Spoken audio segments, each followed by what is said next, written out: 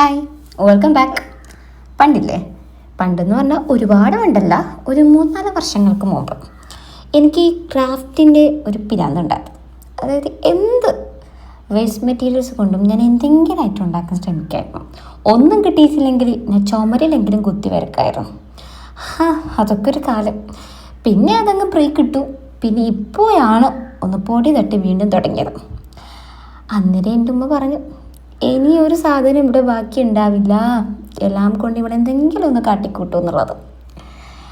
By the way, നമ്മൾ ഇന്ന് ഉണ്ടാക്കാൻ വേണ്ടി പോകുന്നത് ഒരു ഫ്ലവറാണ്. വെറും ഫ്ലവറല്ല, മാസ്ക് വെച്ചിട്ടുള്ള ഒരു ഫ്ലവർ. ഞാൻ എപ്പോൾ വോയിസ് ഓവർ കൊടുക്കുമ്പോൾ ഈ കാക്ക എന്നെ വെറുതെ വിടയില്ല, വെറുതെ ഇങ്ങനെ കരഞ്ഞോളൂ എന്ന് പറഞ്ഞിട്ട് വീഡിയോയിൽ നിങ്ങൾക്ക് കേൾക്കാം ശരീരം. മാസ്ക് എന്ന് പറയുമ്പോൾ കൊറോണ കാലമാണല്ലേ ഓർമ്മ വരുന്നത്. അയ്യോ, ഓർമ്മിപ്പിക്കല്ലേ എന്ന് ചിലർ. ഇത് നമുക്ക് ആ മാസ്കിൻ്റെ 2 സൈഡിലുള്ള വള്ളി അത് നമുക്ക് ആവശ്യമില്ല, അത് നമുക്കങ്ങ് കളയാം. അതിനുശേഷം ആ 4 സൈഡും ഒന്ന് കട്ട് ചെയ്തെടുക്കാം.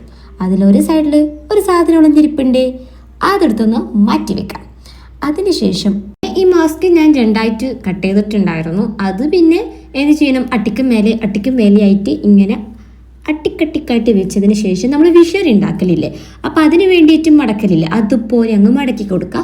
അതിനുശേഷമാണ് നമ്മൾ ഈ ഒരു ഒളിഞ്ഞിരിപ്പുണ്ടായ സാധനം ഉണ്ടല്ലോ അത് സെൻറ്ററിലൂടെ കെട്ടിക്കൊടുത്തിട്ട് പിന്നെ വീഡിയോയിൽ കാണിക്കുന്നത് പോലെ ഓരോന്നായിട്ട് ഈ മാസ്ക് വലിച്ച് മേലോട്ടേക്ക് എടുക്കാം. അപ്പം നമുക്ക് ക്യൂട്ടായിട്ടുള്ള ഒരു ഫ്ലവർ നമുക്ക് കിട്ടും. ഫ്ലവർ കിട്ടിയോ ഇല്ലതെന്നുള്ളത് നമുക്ക് വീഡിയോ ലാസ്റ്റ് വരെ കണ്ടു നോക്കിയാൽ മനസ്സിലാവും. പിന്നെ ഞാനൊരു കമ്പ് കഷ്ണം എടുത്തിട്ടുണ്ട്.